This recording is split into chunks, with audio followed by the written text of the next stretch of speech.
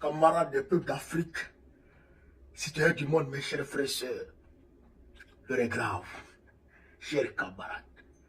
Ce que Occidentaux et Ukrainiens craignaient est en train de se produire en ce moment même. Frère, vous avez vu Poutine avant-hier. Il a revêtu sa tenue militaire. C'est-à-dire qu'en commandant suprême des forces armées, il est parti sur le front à Kousk. Et il a donné les instructions claires. Attrapez au moins tout ce qui est habillé en tenue militaire et qui n'est pas russe. Frappez les bois tous. Et les généraux ukrainiens, les russes, les officiers supérieurs russes, les Gerasimov et consorts, en bons soldats, ont fait appliquer la stratégie que Poutine, ses camarades d'Afrique, leur a donnée. Frère, les Ukrainiens ont été encerclés. Ils ont été pris au piège. Il n'y a pas de possibilité d'échappatoire à l'heure où je vous parle. Frère, les Ukrainiens sont pris au piège. Ils sont encerclés. Ils sont encerclés. C'est-à-dire qu'ils vont là-bas, ouais, russe. Ils vont ici, ouais, russe. Ils vont derrière, ouais, ils vont devant, ouais, russe. C'est-à-dire qu'ils sont pris en tenaille. C'est-à-dire qu'ils ne peuvent rien faire. Rien ne peut les sauver à part, pardon, Poutine. Où ils déposent les armes. Frère, alors, Zelensky, il sait que c'est Zelensky qui a appelé Trump pour faire le point de la situation à Trump. Trump n'est pas là-bas. Donc c'est quelqu'un qui a fait l'état d'élu à Trump. Alors Trump prend son bâton de pèlerin et il appelle Poutine et il demande pardon à Poutine afin que Poutine ne commette pas de massacre contre ces Ukrainiens. Il demande pardon à Poutine pour que Poutine épargne la vie de ces Ukrainiens pris au piège à Kousk. Voici la déclaration de Trump sur son média True. Que dit Trump? Écoutez ce que Trump dit. Vous pouvez lire en même temps avec moi. Nous avons eu hier des discussions très fructueuses avec le président russe Vladimir Poutine. Il y a de fortes chances que cette guerre horrible et sanglante prenne enfin fin. Mais en ce moment précédent, des milliers de soldats ukrainiens sont complètement encerclés par l'armée russe et dans une situation très défavorable et vulnérable. C'est Trump qui dit ça. J'ai demandé instamment au président Poutine de leur épargner la vie. Ce serait un massacre horrible du jamais vu depuis la Seconde Guerre mondiale. Que Dieu les bénisse tous. C'est ce que Trump a dit, chers camarades d'Afrique. C'est pas moi qui parle, c'est Trump qui parle. Alors, chers camarades d'Afrique, c'est que quand tu as raison, c'est-à-dire que quand tu parles, quand tu alertes, frère, quand tu alertes, quand tu mets en garde, et que les gens n'écoutent pas, et que la situation que tu as prédit arrive, quand même,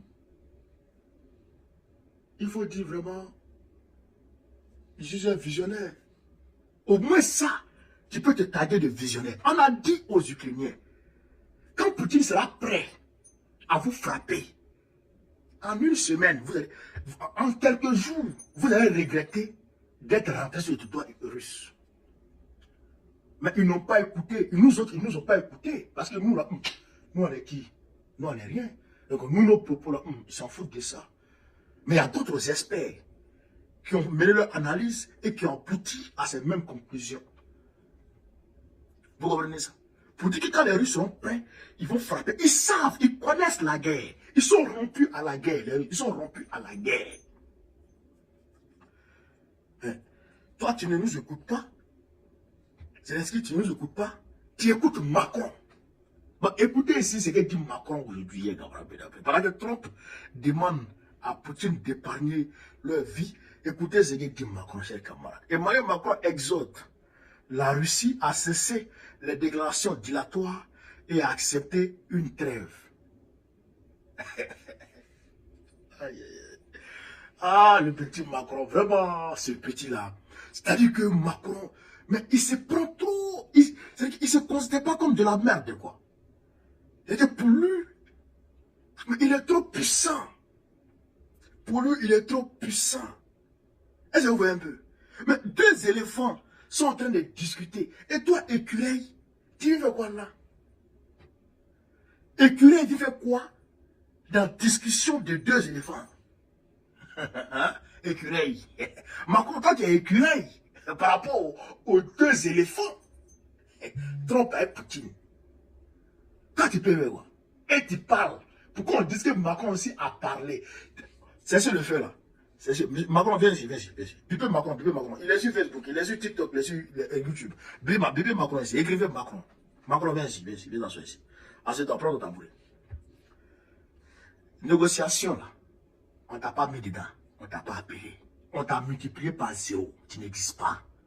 Tu t'es levé, tu es parti chez Trump pour qu'on te donne une place. On donne une place à l'Union européenne plus l'Angleterre à la table de négociation.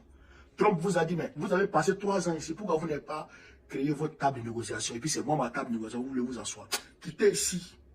Trump t'a chassé. Et d'ailleurs, Trump t'a fait accueillir à la Maison Blanche par la petite porte. Il t'a fait accueillir par la petite porte par une femme que personne ne connaît. Quelle honte. Quelle honte. Une femme que personne ne connaît. Non seulement ça, mais il t'a fait passer par la petite porte.